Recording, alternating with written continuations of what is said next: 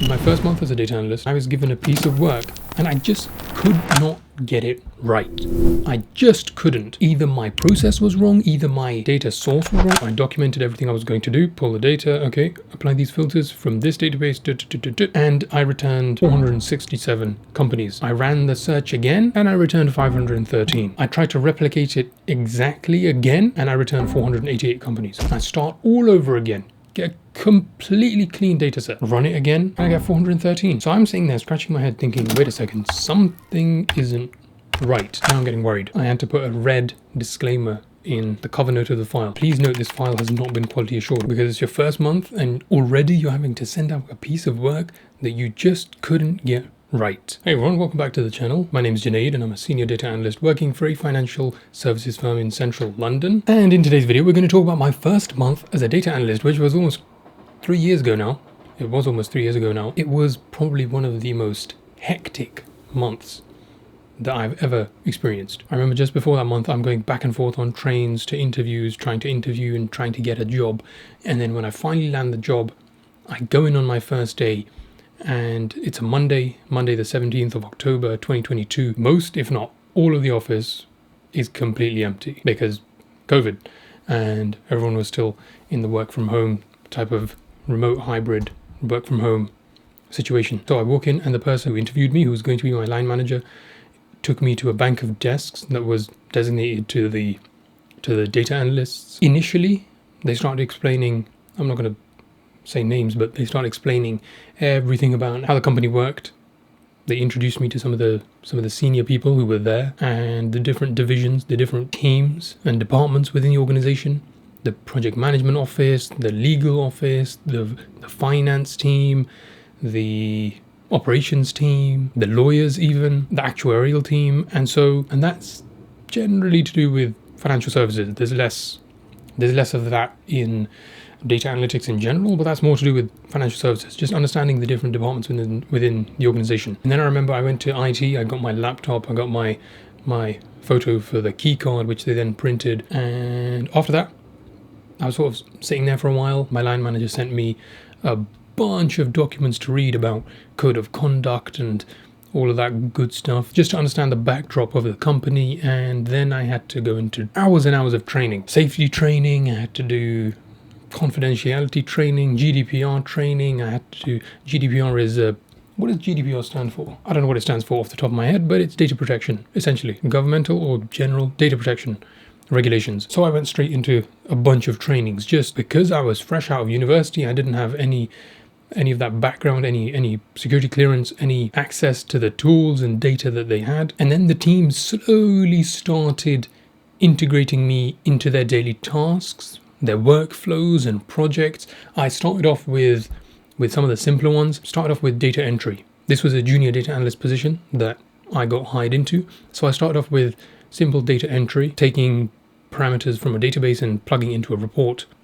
Simple. Even in the cases where they had an automated process for plugging those numbers in, I think it was good for my line manager to make me do that manually initially because it helped me understand the entire process of whatever report or dashboard we were creating. So I'd say the first week was spent doing manual things, just manual tasks, and then having training sessions with people within the team. They explained every single one of the databases we had access to, how they worked and fit into our workflows and how to access them, where they were useful, where they weren't so useful even, and then training sessions with the other teams and divisions within the organization as well. That really helped just solidify the understanding of where my work would ultimately go. That's around about the first week. The second week, I'd say around about the second week, I started to really pick up on the methods, the methodologies, the workflows that the team used. I was able to become more of a piece they could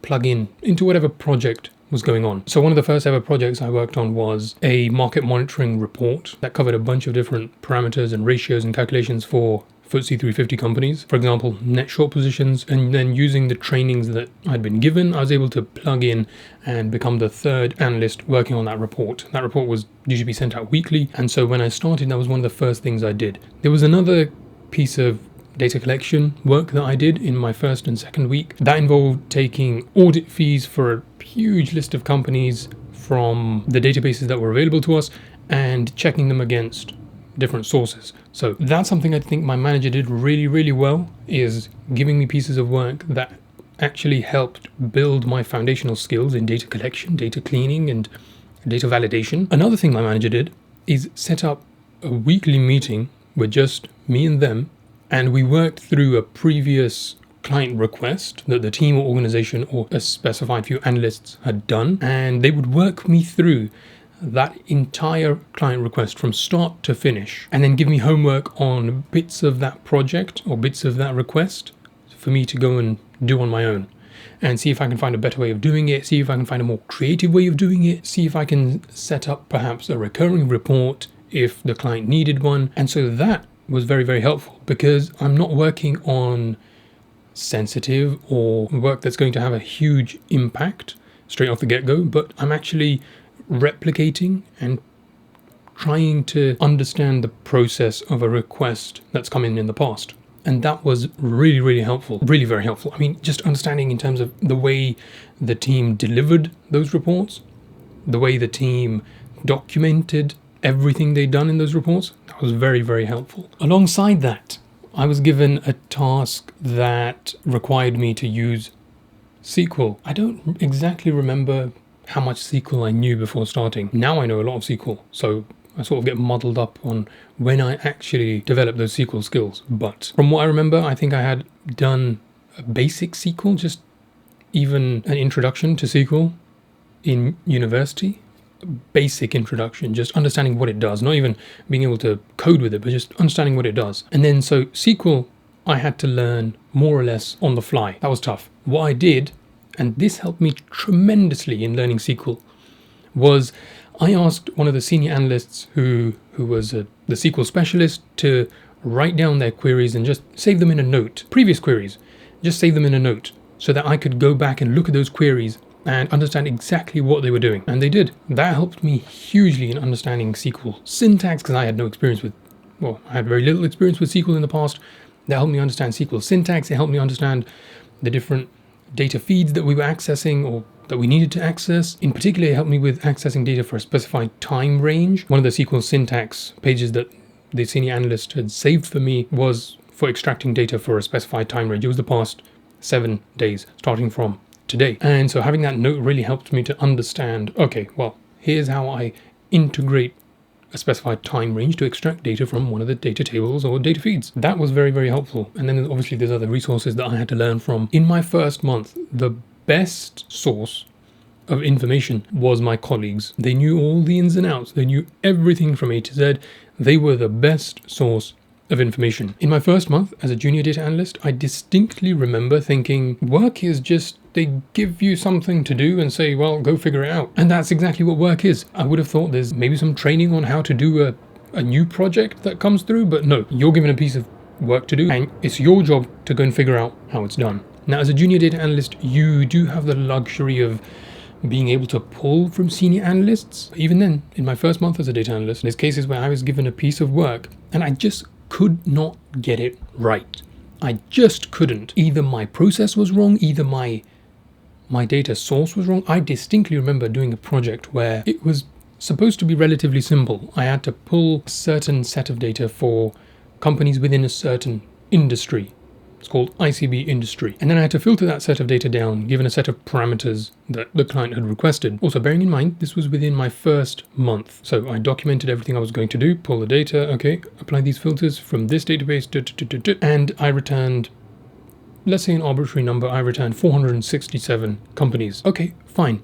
I ran the search again, and I returned 513. I tried to replicate it exactly again, and I returned 488 companies. So I go back, I look at my process, I look at step 1, 2, 3, 4, everything seems right. I start all over again, get a completely clean data set, run it again, and I get 413 companies.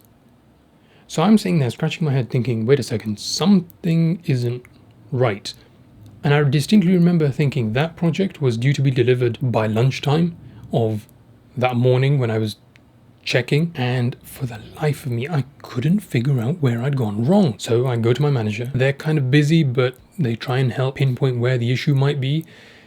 They don't directly tell me that this is where you've gone wrong, because they didn't have time to jump into the data from the beginning. It would have been a long process and they didn't have the time. So I go back, I run that data again, I do the best I can using different sources, just trying to check with different sources, and I return a completely different number of companies at the end.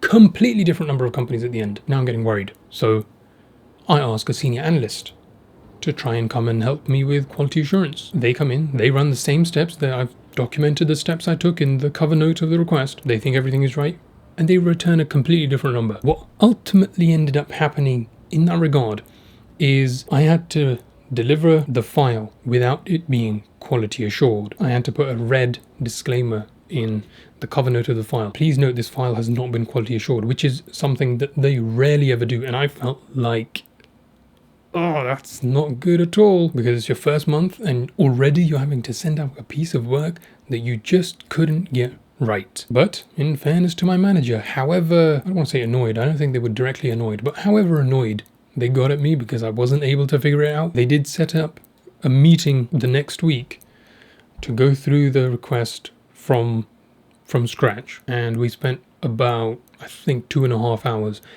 just figuring out where I'd gone wrong, what I'd do better next time to ensure that even if I did go wrong, I'd be able to figure it out. Also, why the senior analyst couldn't come in and pinpoint where the error was. So when you're starting off a job, especially in a junior position, the people above you, the senior analysts, the senior leadership, your manager even, they're the best source of information on how to do things right and on how to fix your mistakes and not make those same mistakes again. The work I was doing was quite, I'm going to say intricate, probably not the right word, but intricate. There's a lot of different filters and parameters and having to create your own filters for companies within a specific industry and then filtering down by material uncertainty with going concern and pulling out annual general meetings and pulling out notes from those general meetings, putting out resolutions from those general meetings and applying those to filters or to a list of companies. And it's a whole lot of work you have to do to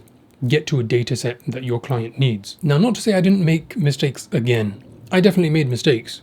Most of them were caught in the quality assurance process or the quality assurance stage.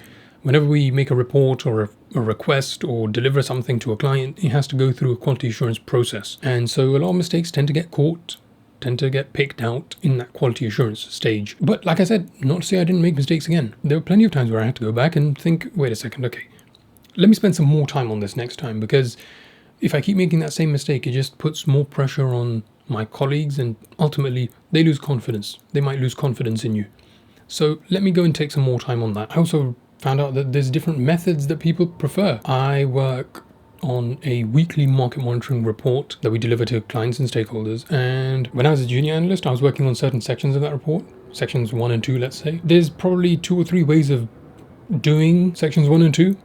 But the lead analyst, the one responsible for delivering that report, who has to go through the work that I've done to ensure that it fits in the report and it's right, they preferred sections 1 and 2 done in a slightly different way. And so going back and having the wherewithal to be able to do a piece of work that fits in with whoever you're working with is also very important. Understanding what they like to see, understanding what they don't like to see, the lead analyst or your manager, that can be very, very helpful as well. Yeah, my first month was hectic. I don't even remember my first month that much. It's almost 3 years ago now. It was cold and wet, as is always in the UK, London weather. I think that month was probably the month where I've done the most learning in my life. I don't think ever in my life I've ever had to do that much learning before. But for junior data analysts, a key career tip that I would give is your best source of information is the senior analysts, senior leadership, anyone who's more senior than you. They're your best source of information. There are so many intricate things that you have to do